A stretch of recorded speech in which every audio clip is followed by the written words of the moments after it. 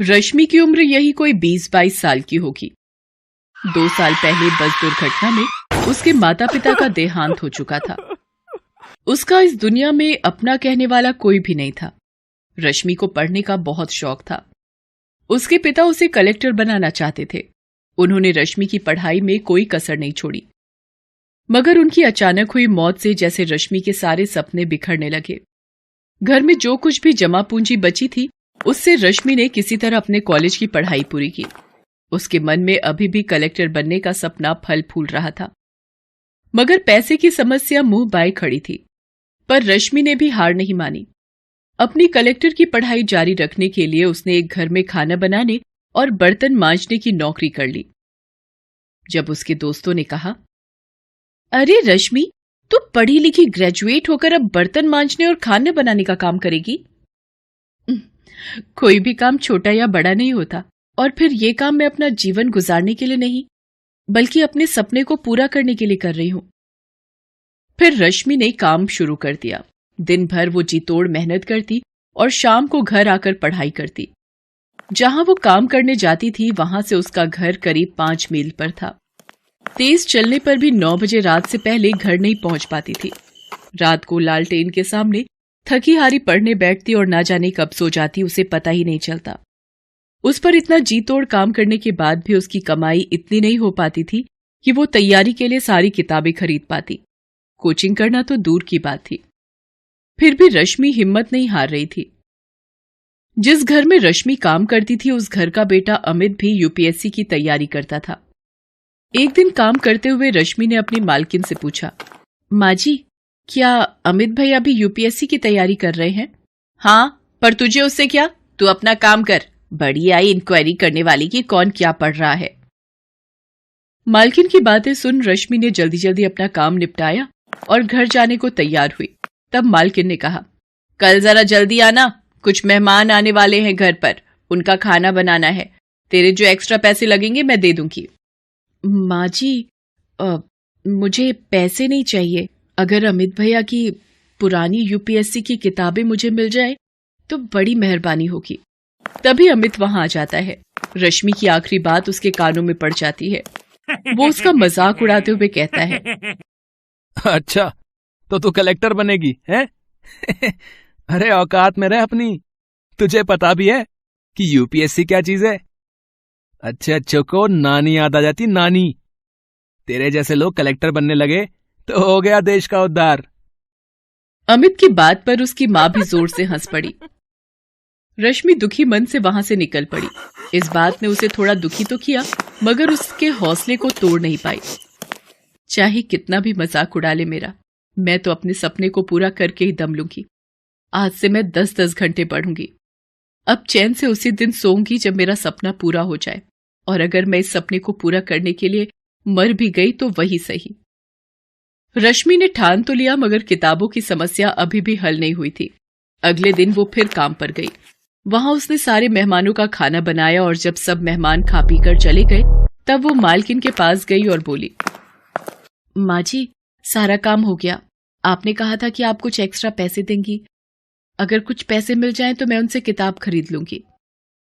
मालकिन का सारा काम तो हो गया था, इसलिए उसके मन में कुटिलता पनप गई। उसने कहा, अरे, तुझे किताबें ही चाहिए ना? तू अमित की किताबें लेती जा और उन्हें पढ़कर वापस कर देना। रश्मि को यही तो चाहिए था। उसने तुरंत हामी भर दी। फिर उसकी मालकिन ने अपने बेटे अमित को बुलाया और कहा, बेटे, इसे अपनी कुछ किताबें दे दे। ये 2-3 दिनों में उसे पढ़कर वापस कर देगी। मां के कहने पर अमित ने अपनी कुछ किताबें लाकर रश्मि को दे दी। इसके बाद तो जैसे ये सिलसिला ही चल पड़ा। मालकिन रश्मि से मनचाहे काम करवाती और बदले में उसे कुछ किताबें पढ़ने को मिल जाया करती थीं। मालकिन को इसमें अपना फायदा नजर आता था। उधर किताबें मिलने से रश्मि में एक नया जोश भर गया। अब वो दुगने उत्साह से अपनी तैयारी करने लगी। अमित की वो किताबें जो अलमारी में रखी धूल खा रही थीं, उनके भी भाग्य जाग गए। एक दिन मालकिन ने काम करती हुई रश्मि से पूछा, क्यों रश्मि, तेरी पढ़ाई कैसी चल रही है? अब तो तुझे किताबें भी मिल रही हैं। रश्मि कुछ बोलती इससे पहले ही वहां अमित आ गया और बोला, अरे, इसकी पढ़ाई कैसी चल रही होगी? सारा दिन तो ये यहां रहती है, पढ़ाई क्या खाक करेगी। क्यों रश्मि, तुझे पता भी है कि इस परीक्षा में कितने पेपर होते हैं? हाँ भैया, मुझे पता है कि इसमें कितने पेपर होते हैं। मेरी तैयारी दोनों पेपरों के लिए पूरी है। अच्छा, तुम मेरे एक सवाल का जवाब दो कि खजुराहो के मंदिर का निर्माण किसके शासनकाल में हुआ था? अमित की हवा निकल गई। उसे इस सवाल का जवाब नहीं पता था। क्या हुआ भैया, ये तो बहुत मामूली सा सवाल है, आपको इसका जवाब नहीं पता क्या? अमित कुछ नहीं बोला और चुपचाप वहां से चला गया। आज रश्मि ने अपनी सारी बेइज्जतियों का जवाब एक झटके में दे दिया था। रश्मि पूरी लगन से अपनी तैयारी करती रही।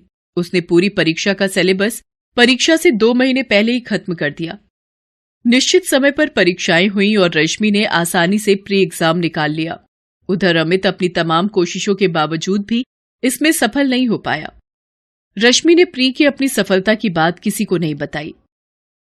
जब तक मैं इंटरव्यू नहीं पहुंच जाती तब तक किसी को यह सब बताना ठीक नहीं है।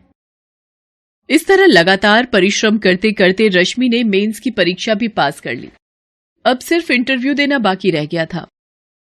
इंटरव्यू से एक दिन पहले, देख रश्मि, कल अमित का जन्मदिन है, काफी सारे मेहमान आने वाले हैं, तू जरा जल्दी आ जाना। लेकिन माँ जी, कल तो मेरा आना मुश्किल है, कल मेरी आखिरी परीक्षा है। हाँ, बड़ी आई परीक्षा देने वाली, जितना बोला उतना कर। अगर कल तू नहीं आई तो फिर तुझे दोबारा यहां घुसने नहीं दूंगी। रश्मि ने मालकिन की बात नहीं मानी और निश्चित समय पर इंटरव्यू देने गई। मालकिन ने उसी दिन दूसरी नौकरानी रख ली। आने दो उस नवाबजादी को पगार मांगने, ऐसी खरी खोटी सुनाऊंगी कि जिंदगी भर याद रखेगी। मगर रश्मि उस दिन के बाद फिर कभी उस घर में नहीं गई। ईश्वर ने उसके भाग्य में कुछ और ही लिख रखा था। इधर मालकिन उसे खरी खोटी सुनाने का इंतजार करती रही, उधर यूपीएससी की परीक्षा का परिणाम आ गया। रश्मि ने 67वें रैंक के साथ न सिर्फ ये परीक्षा पास की थी, बल्कि टॉप 100 में भी आई थी। शहर के सारे अखबार उसकी कामयाबी के किस्सों से भरे थे। अमित और उसकी मां ने जब अखबार के पहले पन्ने पर रश्मि का नाम और उसकी प्रशंसा देखी तो उनके मुंह खुले के खुले रह गए। कल तक उनके घर में काम करने वाली ने आज अपनी मेहनत के दम पर वो मुकाम हासिल किया था कि अमित और उसकी मां जैसे लोग उसके आसपास भी नहीं फटक सकते थे। उधर रश्मि आज बहुत खुश थी। आज उसकी सफलता ने न सिर्फ उसका और उसके पिता का सपना पूरा किया था, बल्कि अमित और उसकी मां जैसे लोगों के मुंह पर ताले भी लगा दिए थे, जो किसी की हैसियत देखकर उनके दिमाग का अंदाजा लगाते हैं।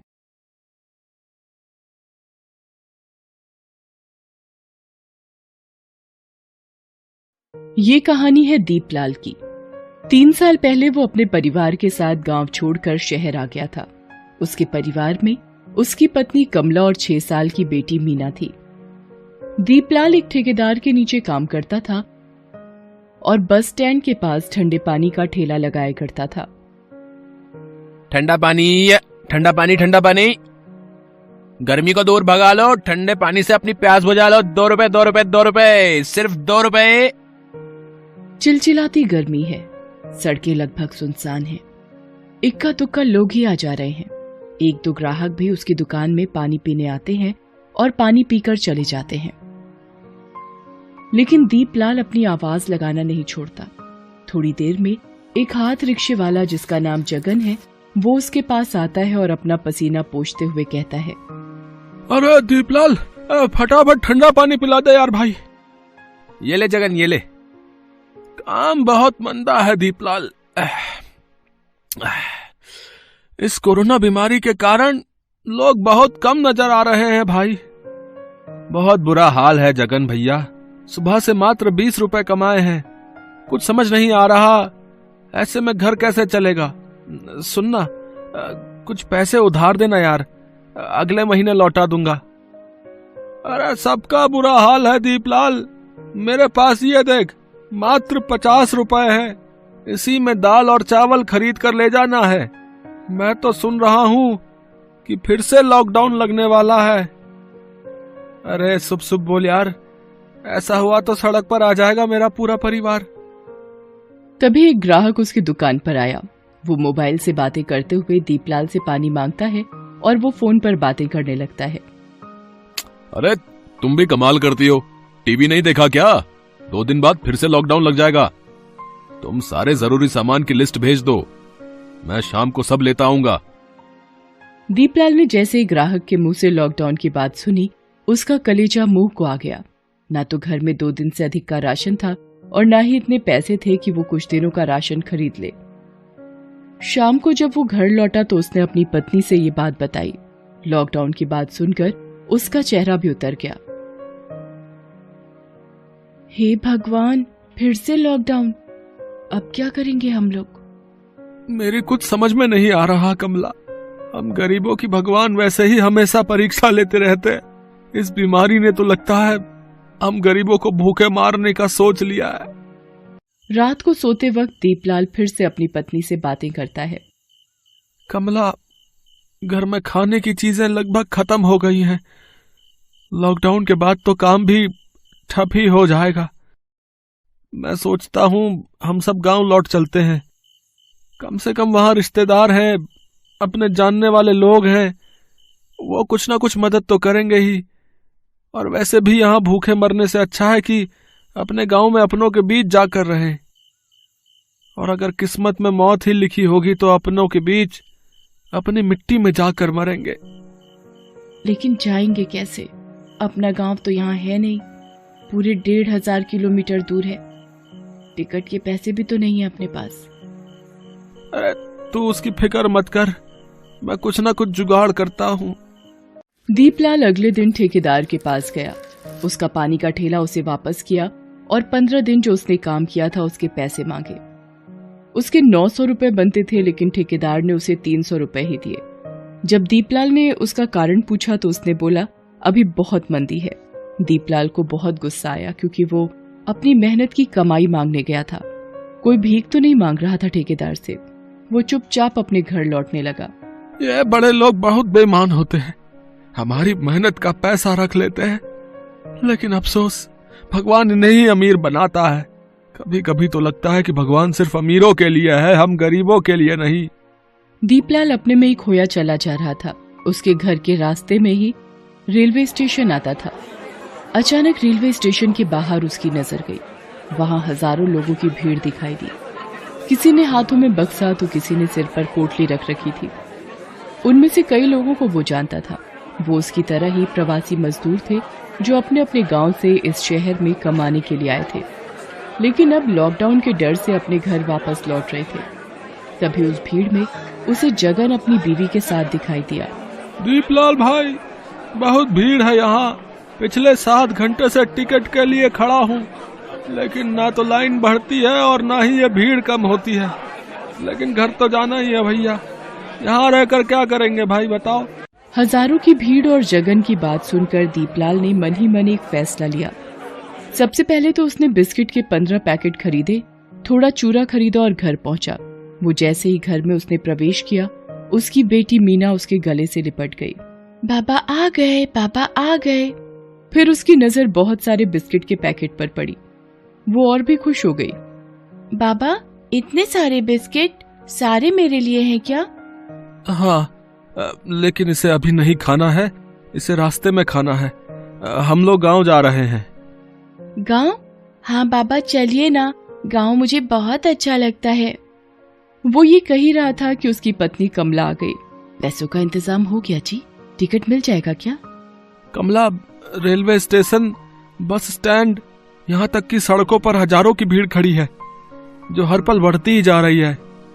सभी अपने घर वापस लौटना चाहते हैं।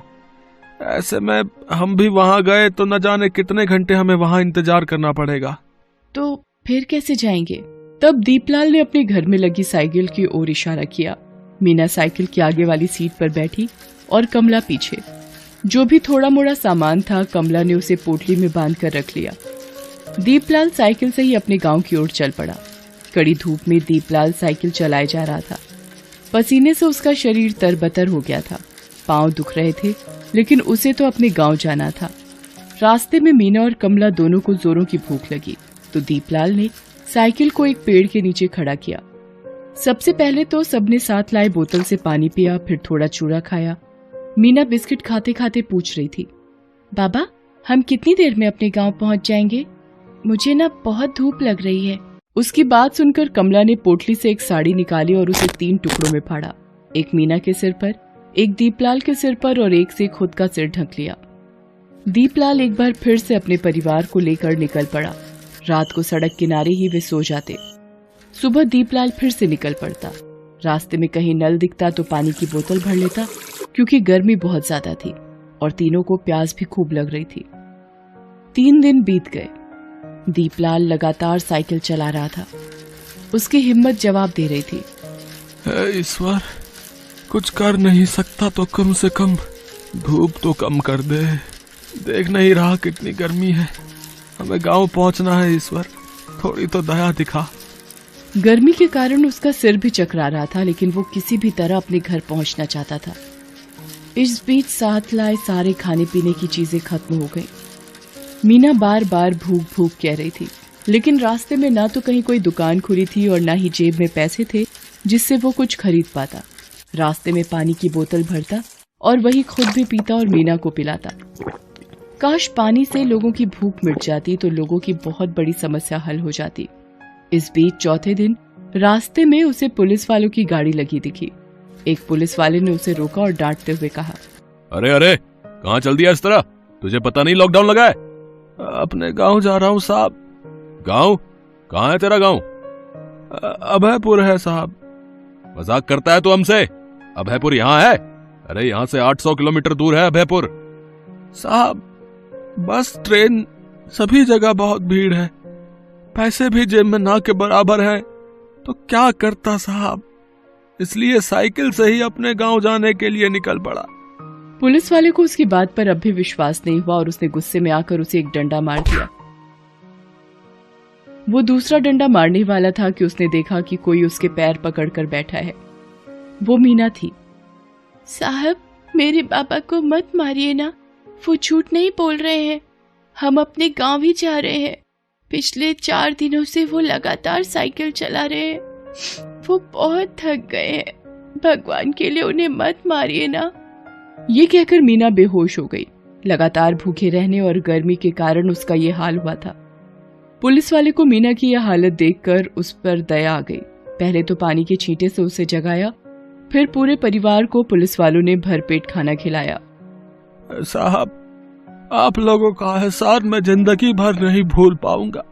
भूखे को खाना खिलाने से बड़ा पुण्य और क्या हो सकता है साहब। लेकिन अब हमें इजाजत दीजिए, हमें अपने गांव पहुंचना है। जरूर इजाजत देंगे, लेकिन अब तुम लोग साइकिल से अपने गांव नहीं जाओगे। हमारे साहब ने तुम लोगों के लिए एक गाड़ी की व्यवस्था कर दी है, तुम लोग उसी से जाओगे, ठीक है?